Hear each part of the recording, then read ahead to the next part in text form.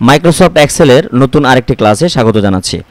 আজকে শেখাবো হচ্ছে ফরম্যাট, যেই হোম ট্যাব থেকে ফরম্যাটের যে কাজগুলো এগুলো আমি একবার করে দেখাতে চাই। তো ফরম্যাট মেনুতে যাওয়ার পরে প্রথমে যে জিনিসটা আমরা দেখতে পাচ্ছি সেটা হচ্ছে সেল সাইজ। সেলের যে সাইজগুলো কমানো বাড়ানো এটা কিভাবে করা যায়।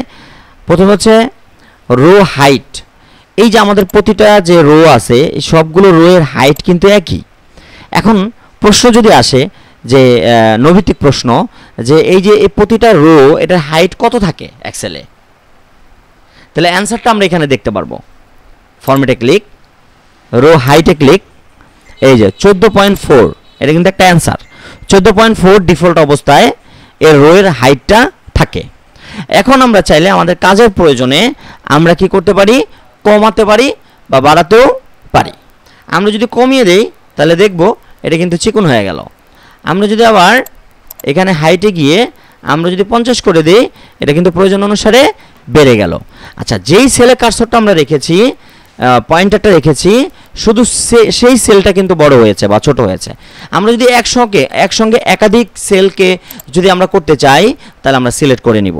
সিলেক্ট করে ফরম্যাটে যাব, ফরম্যাট রো হাইটে ক্লিক করব, তারপর আমরা এখানে প্রয়োজন অনুসারে লিখে দিয়ে ওকে ক্লিক করব। তাহলে সবগুলোর সাইজ কিন্তু একই সাথে এগুলা ছোট বা বড় হবে। ওকে, এরপর আমরা সেকেন্ড যে অপশনটা auto fit row height. Auto fit কোনটা? অটো ফিটটা হচ্ছে আমাদের এই যে এখানে একটা অঙ্ক করেছি আমরা কিছুক্ষণ আগে, লোন ডিটেলস। এখানে টার্মসের জন্য যেই ঘরটুকু দরকার, জায়গাটুকু দরকার তার থেকে কিন্তু বেশি রয়েছে। আমরা চাইলে এই এখানে এই যে এফ যে কলামটা এই শেষে এই যে এখানে ক্লিক করলে এই ধরনের একটা চিহ্ন চলে আসবে। এই চিহ্ন থাকাকালীন অবস্থায় আমরা এখানে ডাবল ক্লিক করব। তাহলে আমাদের টার্মসের জন্য যতটুকু ঘর দরকার, জায়গা দরকার, ততটুকু সে অটোমেটিক কম্পিউটার নিয়ে নিবে। এই যে লোন টার্মস, লোন টাইপ নিয়ে নিবে, কাস্টমার নেম নিয়ে নিবে, সিরিয়াল নাম্বার নিয়ে নিবে। আমরা যেখানে দরকার আমরা জাস্ট একটা ডাবল ক্লিক করব। যদি বেশি বড় থাকে আমরা ডাবল ক্লিক করে ছোট করতে পারবো, বা আমরা ম্যানুয়ালি টেনেও কিন্তু অনেক সময় এভাবে বড় বা ছোট করি। কিন্তু এভাবে টেনে যদি বড় বা ছোট করি তাহলে কোনো লেখা এমন আছে যে সেলের ভিতরে চলে যেতে পারে। এই ক্ষেত্রে ওটা কিন্তু প্রিন্টে আসবে না। যেমন টু হুইলার লোন, আমরা এইভাবে টেনে করতে গিয়ে ছোট করতে গিয়ে এনটা কিন্তু কেটে গিয়েছে আমাদের নিজের অজান্তেই। আমরা কিন্তু এটা দেখিনি, হয়তো খেয়াল করিনি, কিন্তু প্রিন্ট দেওয়ার পরে দেখলাম যে এন আসে নাই, এখান থেকে এন আসে নাই, এখান থেকে এন আসে নাই। তাহলে কি হলো? তাহলে এইভাবে আমরা ও ক্ষেত্রে আমরা ডাবল ক্লিক করব, অটো ফিট। এরপর আমরা চলে যাই কলাম উইথ। সেম আমরা রোটা যেভাবে করেছি একই পদ্ধতিতে আমরা কলামটাকেও করব। ফরম্যাটে ক্লিক, কলামস উইথে ক্লিক। এই যে কলামসের উইথ ডিফল্ট অবস্থায় কত থাকে? এটা হচ্ছে ডিফল্ট অবস্থায় থাকে। আমরা এক্সেল ওপেন করার সঙ্গে সঙ্গে এই কলামের মাপটা পেয়ে যাই। প্রয়োজনে আমরা এটাকে কমাতে বা বাড়াতে পারবো। যেটা আমরা এখান থেকে টেনে ছোট বড় করি সেটা আমরা এখান থেকেও করতে পারবো। ওকে, এরপর আমরা চলে আসি অটো ফিট কলাম উইথ। কলামের উইথটা কিভাবে আমরা কমাতে বাড়াতে পারি? এখান থেকে যেভাবে আমরা কমিয়েছি বা বাড়িয়েছি এখান থেকে রোটাকে আমরা কি করতে পারবো, ড্র্যাগ করে কমাতে বা বাড়াতে পারবো।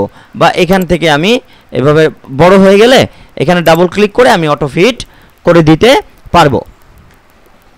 ওকে, এরপরে চলে আসছে হচ্ছে ডিফল্ট উইথ। এটা হচ্ছে কলামের ডিফল্ট উইথ। কলামের ডিফল্ট উইথ কি মানে যেটা সাধারণত থাকে। আমি যদি কার্সরটা এখানে রেখে আমরা যদি ফরম্যাটে যাই, ডিফল্ট উইথে ক্লিক করি, তাহলে এই যে যেটা থাকে অটোমেটিক ওটাই চলে আসছে। ওকে করে দিলে আগের মতো চলে আসবে। হলো? আচ্ছা, ডিফল্ট উইথে ক্লিক করে হচ্ছে না কেন? ও আচ্ছা, ডিফল্ট উইথটা কত থাকে আমরা ওটা দেখে নিতে পারবো। ডিফল্ট উইথ কত থাকে, ডিফল্ট উইথে সাধারণত কত থাকে আমরা ওটা দেখে নিতে পারতেছি। যেমন 8.11 থাকে উইথে, তাই আমরা এখন কিন্তু ওটা করে দিতে পারি। কলাম উইথে গিয়ে 8.11 জাস্ট আমরা এখান থেকে দেখে নিয়ে আমরা এই কাজটা করে দিতে পারি। আচ্ছা, এরপরে হচ্ছে hide and unhide. Hide row, hide column, hide sheet, এগুলোকে কিভাবে আমরা হাইড করব। আমরা চাইলে এই যে শীটটা, এই শীটটাই টোটালি হাইড করে রাখতে পারি, বা কোনো একটা কলামকে হাইড করে রাখতে পারি, বা কোনো একটা রোকেও হাইড করে রাখতে পারি। এখন কথা হচ্ছে আমরা কখন কলাম বা রোকে হাইড করে রাখবো, আমরা কখন কলাম বা রোকে হাইড করে রাখবো।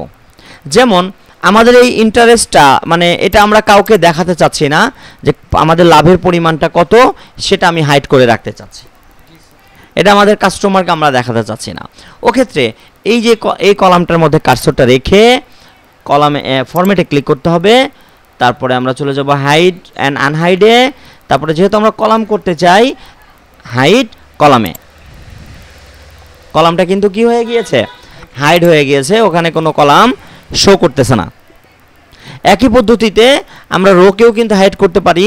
এই যেখানে ক্লিক করে ফরম্যাটে ক্লিক, কলাম কি বলে রো হাইড করলাম, ওই যে উপরে শিরোনামটা কিন্তু হাইড হয়ে গিয়েছে।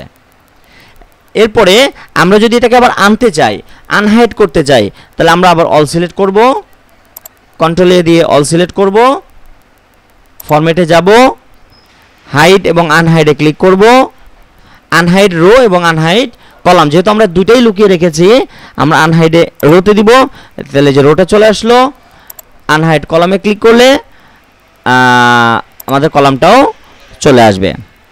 একই পদ্ধতিতে আমরা শীটটাও আনহাইড করতে পারি, হাইড করতে পারি, ফরম্যাট হাইড শীট, ওই যে লোন যেটা ছিল সেটা কিন্তু চলে গেল।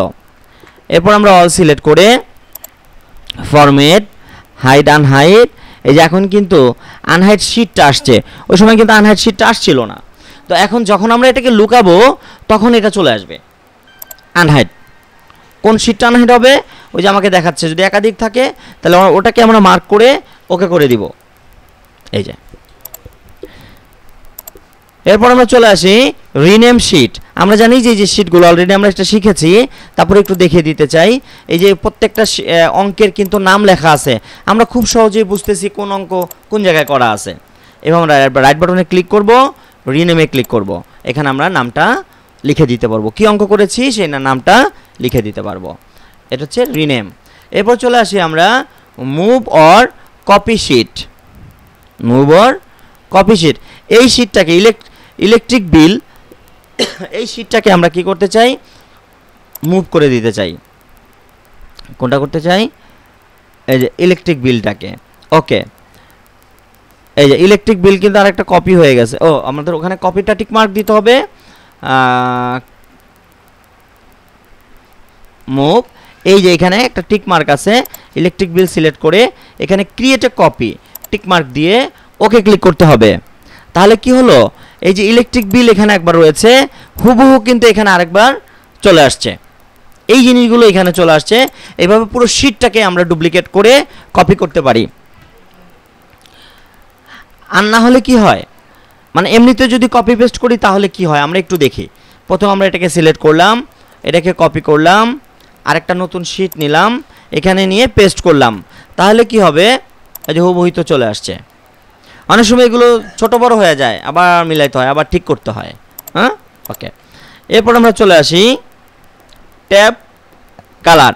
এই যে আমাদের যে ট্যাবগুলো শীটগুলো রয়েছে, এই প্রত্যেকটাকে আমরা আলাদা আলাদা কালার করতে পারি সৌন্দর্যের জন্য, জাস্ট, আর কিছু না। কিভাবে, আমরা এই পিএমটি ফাংশনটাকে কালার করতে চাই, ফরম্যাটে ক্লিক করলাম, ট্যাব কালারে ক্লিক করলাম, যে কালার করতে চাই সেটার মধ্যে ক্লিক, এই যে রেড হয়ে গেছে। এটাকে আমরা একটা কালার করতে চাই, ফরম্যাটে ক্লিক, ট্যাবে ক্লিক, ইয়েলো, এটা আমরা ইয়েলো করে দিলাম। ইলেকট্রিক বিলটাকে আমরা ট্যাব কালার, যে কালার দিতে চাই সে কালার উপরে ক্লিক, ওকে। এরপরে আমরা চলে আসবো হচ্ছে প্রোটেক্ট শীট। প্রোটেক্ট শীটের জন্য আমাদের আলাদা টিউটোরিয়াল করা রয়েছে, এটা আপনারা ওখান থেকে দেখে নেবেন। এই পর্যন্ত ছিল আজকের ক্লাস, তো সাথে থাকার জন্য ধন্যবাদ। আজকের মতো ভিডিও এখানেই শেষ করছি, আবারও নতুন কোনো টিউটোরিয়াল নিয়ে হাজির হয়ে যাব আমি, শেখ জাকির আহমদ। সে পর্যন্ত সকলে ভালো থাকুন, সুস্থ থাকুন এবং জাকির কম্পিউটার ট্রেনিং সেন্টারের সাথে থাকুন।